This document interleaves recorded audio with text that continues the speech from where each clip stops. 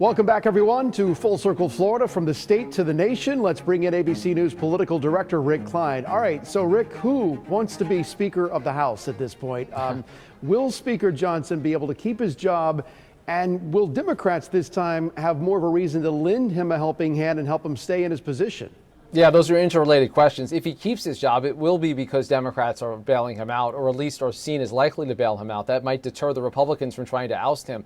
It's wild to me that there's even any Republicans, frankly, in the House that are willing to go through what they did late in the winter when they ousted McCarthy and then couldn't get a speaker for the better part of a month. It was counterproductive to their political mission, unproductive for the country. But what Johnson's big sin here, of course, is trying to let a bunch of bills go forward to the floor that would have majority support, which is a pretty defensible position, whether you agree or disagree with the need for the funding for Israel, Ukraine, Taiwan, border security. All these things are things that he's allowing to move forward, knowing that he'll need some degree of Democrats to support him. That is what Republicans are rebelling against, at least in some measure. And if he loses his job, it will be because Republicans want him out. If he saves his job, it's because Democrats want us to keep him in. Yeah, he's going to lose his job for doing his job.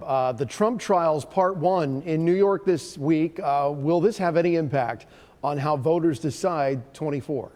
Well, look, there's competing bits of evidence on that question. Large majorities of the country have said in polls that they don't think these are necessarily criminal conduct that he was engaged in New York. That's going to be for a jury to decide. But if a jury does decide that, we've seen consistently in polls people saying they're less likely to support Donald Trump if he's convicted of a serious crime and or a felony. So this is, of course, the first of several trials that could be that could face the former president. He could be convicted of any or none of these things. But the fact that he's spending all this time in the courtroom and focused on this as opposed to other things in the campaign, and the fact that that there's something different about an actual conviction, those things loom large in this campaign right now. Israel, Iran, and the world is waiting for what's going to come next here. Now, beyond words, how is the White House going to play this?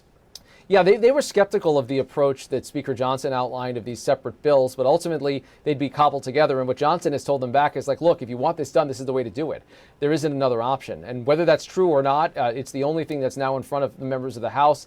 The Senate would probably take whatever's done out of the House to make sure that the funding keeps flowing. So whether it's one big package or a bunch of little packages is kind of a strategic decision. The White House wants to get it forward and make it happen regardless.